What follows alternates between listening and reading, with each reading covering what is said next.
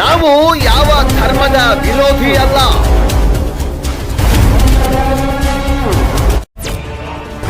ನಾವು ರಾಜಕೀಯ ಪಕ್ಷದ ರಾಜಕಾರಣಿಗಳ ಕೈಗೊಂಬೆ ಅಂತೂ ಮೊದಲೇ ಅಲ್ಲ.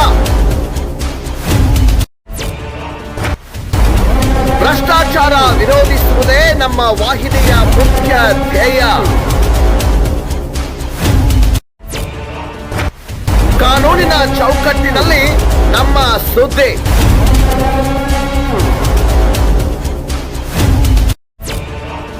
ಯಾರು ಮಾಡದೇ ಇರುವ ಸುದ್ದಿ ನಿರ್ಭಯವಾಗಿ ನಮ್ಮ ವಾಹಿನಿಯಲ್ಲೇ.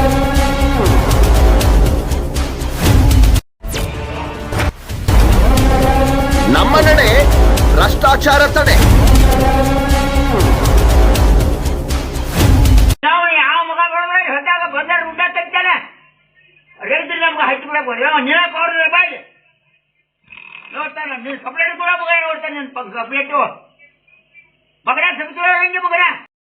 ಕೊಲೆ ಮಾಡಲು ಯತ್ನಿಸುತ್ತಿರುವ ಪುಡಾರಿಗೆ ಸಾಥ್ ನೀಡುತ್ತಿರುವ ಹುಕ್ಕೇರಿಯ ಪೊಲೀಸರು.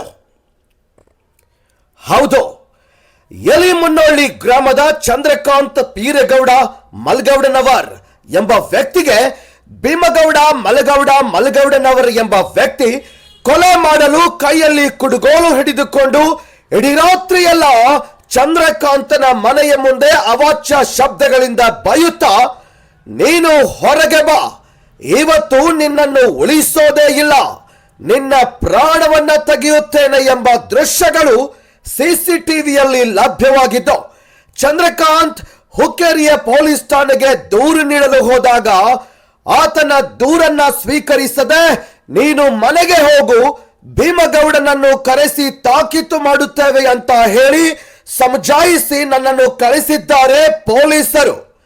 ನಾನು 3 ಬಾರಿ ಪೊಲೀಸ್ ಠಾಣೆಗೆ ಹೋದ್ರೂ ಕೂಡ ಯಾವುದೇ ಪ್ರಯೋಜನವಾಗಿಲ್ಲ. ಭೀಮಗೌಡನನ್ನು ಠಾಣೆಗೆ ಕರೆಸಿ ತಾಕೀತು ಕೂಡ ಮಾಡಿಲ್ಲ. ನನಗೆ ಪ್ರಾಣ ಬೆದರಿಕೆ ಇದೆ, ನನಗೆ ಸೂಕ್ತ ರಕ್ಷಣೆ ಬೇಕಾಗಿದೆ ಎಂದು ನಮ್ಮ ಮಾಧ್ಯಮದ ಮೂಲಕ ಚಂದ್ರಕಾಂತ್ ತಮ್ಮ ಅಳಲನ್ನು ತೋಡಿಕೊಂಡಿದ್ದಾರೆ. ಇನ್ನಾದರೂ ಸಂಬಂಧಪಟ್ಟ ಹುಕ್ಕೇರಿ ಪೊಲೀಸ್ ಠಾಣೆಯವರು ಸೂಕ್ತವಾಗಿ ಕಾರ್ಯನಿರ್ವಹಿಸುತ್ತಾರಾ ಅಥವಾ ಇಂತಹ ಪುಂಡರಿಗೆ ಬೆನ್ನು ತಟ್ಟಿ ಸಾಥ್ ನೀಡುತ್ತಾರಾ ಎನ್ನುವುದನ್ನ ಕಾಯ್ದು ನೋಡೋಣ. ಇದು ನೊಂದವರ ಧ್ವನಿ, ನಮ್ಮ ನಡೆ ಭ್ರಷ್ಟಾಚಾರ ತಡೆ. Doctor Ravi B Kamble, RK22 news Kannada, Hukkeri.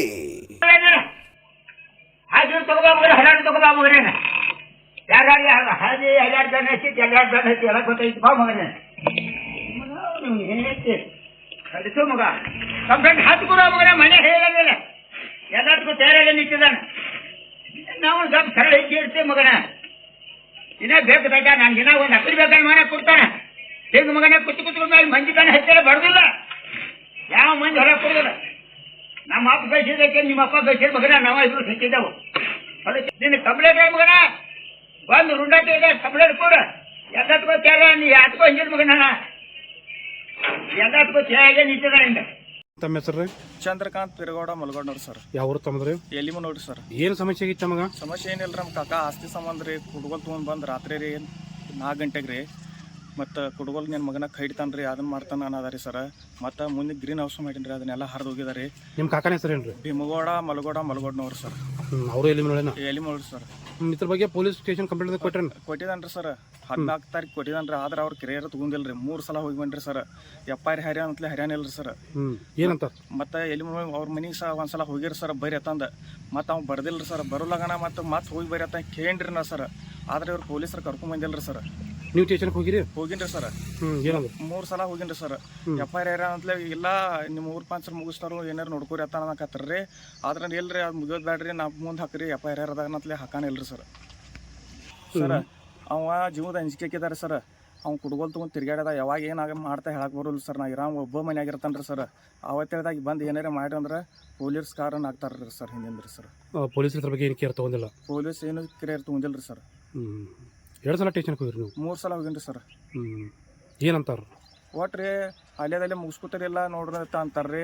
ಅಲ್ಲಿ ಪಂಚರಿಗೆ ಹೇಳ್ರಿ ಸರ್. ಪಂಚರ ಅಲ್ಲಿ ಮುಗಿಸಿರೋ ಬೇರೆ ಆ ದಿವಸ ರಾತ್ರಿ ಬಂದು ಕುರ್ಪಿ 4 ಗಂಟೆಗೆ ಕುರ್ಪಿ ಕುಡ್ಗೋಲ್ ತೊಗೊಂಡು ಬಂದ್ರಿ. ಒಟ್ಟು ಮಗನ ನನ್ನ ಕೈಡಿತಾನ ಬಾ ಹೊರಗೆ ಆತಾನ ಅದಾರ ಸರ್. ನೀವು ಹೊರಗೆ ಬಾತಾನ ನಾ ಹೊರಗೆ ಹೋಗಿಲ್ಲ ಸರ್. ಆದ್ರೆ ನನ್ನ ಗ್ರೀನ್ ಹೌಸ್ ಅಲ್ಲ ನನ್ನ ಜಾಗದಾಗ ನಾ ಕಟ್ಕೊಂಡ್ರಿ. ಆದ್ರೆ ರೀ ಅವ್ನ ಜಾಗ ಬಿಟ್ಟಿದ್ದಾನ್ರಿ ಇಲ್ಲಿನ. ಆದರೆ ಮತ್ತೆ ನನ್ನ ಜಾಗ ಕಟ್ಕೊಂಡು ನಾನು ನುಕ್ಸಾನ್ ಮಾಡಿ ಹೋಗಿದ್ದಾರೆ ಸರ್. ಹಿಂಗೆ ಇಷ್ಟೆಲ್ಲ ರೀ ಸರ್. ಲಕ್ಷಣ ಭಾಳ ಆಗೈತ್ರಿ. ಭಾಳ ಆಗೈತೆ ರೀ ಸರ್ ಹೇಳ್ಬೇಕಾದ್ರೆ ರೀ. ಹಿಂದೆ ಯಾರೂ ಇಲ್ಲರಿ ಸರ್. ನಾ ಇರೋ ಒಬ್ಬ ಮನ್ಯಾಗ ರೀ. ಯಾರೂ ಅವ್ವ ಅಪ್ಪ ಇಲ್ಲ, ಯಾರೂ ಇಲ್ಲ ರೀ ಸರ್. ಈ ರೀತಿ ತೊಂದರೆ ಕೊಡೋದಾರ. ಈ ತೊಂದರೆ ಕೊಡೋದಾರ ಸರ್.